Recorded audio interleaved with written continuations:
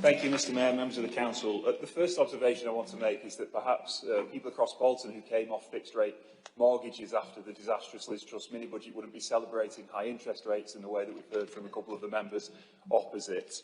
But I do want to move on to the bulk of what I was going to say tonight. I saw in the Bolton News yesterday evening that Councillor Cox said that it's ridiculous that local authorities are putting up taxes and expecting people to make do with lesser services. And I absolutely agree. I absolutely agree. In fact, I'd probably use stronger language. You wish. I'd probably use stronger language. I describe it as obscene that we're expecting people to pay higher taxes for less services, but there is an acknowledgement across this chamber tonight, there is consensus that we have to put up council tax by the maximum amount. So it is not disputed that it is the government, it is nobody other than the Conservative government that has left us in the position of having to put taxes up while we are still cutting frontline services. And those cuts that Councillor Peel referred to, £97 million, when you compare Bolton Council's budget in 2010 to what it is today, it's actually much worse than that. The cumulative impact of the cut since 2010, if you add up what we cut in 2010, in 2011, and times it by the number of years since that's been implemented, it comes to more than £2 billion. £2 billion, just in the council's budget alone, taken out of the economy of Bolton. And when you know that the majority of our overheads and the majority of money that we spend in this council is on staff, who predominantly live in this borough, that is money that has been taken out of the pockets of people in Bolton who are then not able to spend it in our local economy. Is it any wonder that the High Street is struggling, particularly when you add that with the 4.3 real terms cut in wages across the public sector? So all of the people that worked in the health service, all of the people that work in the civil service have got less money to spend in our local economy, and that is why our High Street is struggling. So I can't go back to 1972 because I wasn't born. I certainly can't go back to 1834, but I can go back to 2010. I wouldn't care to.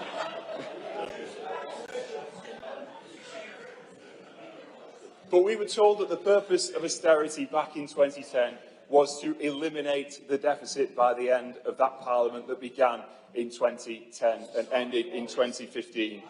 The deficit was not eliminated. The debt continued to grow, and it continues to grow to this day. It was growing before coronavirus, and it's still growing now. So all of these cuts that were meant to eliminate the deficit, that were meant to bring public sector debt down, it failed. It failed. So where has it gone? Where's all that money gone? Where's our £2 billion gone? It's not gone on tax cuts, because we've got the highest level of personal taxation since the Second World War. It's not gone on the NHS, because waiting lists are out of control and longer than they have ever been. And it's not gone on infrastructure, because we've not delivered Northern Powerhouse Rail and HS2 isn't coming anymore, to name just a couple of examples.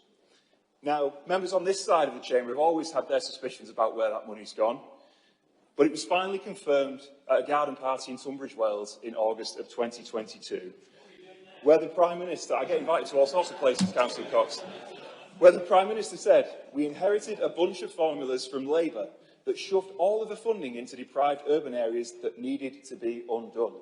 I started the work of doing that." That's where it's gone.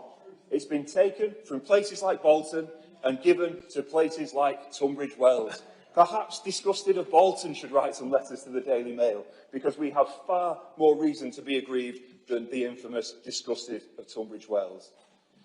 And this is an ideological move that's not alien to the local Conservatives. Despite the pleas on Facebook to be thought of as community workers, not as Conservatives, despite the minuscule Conservative logos on Conservative leaflets that you have to have a magnifying glass to see, it's not an alien concept to take money from places that need it and give it to places that are in lesser need. Of course, the more deprived areas in Bolton.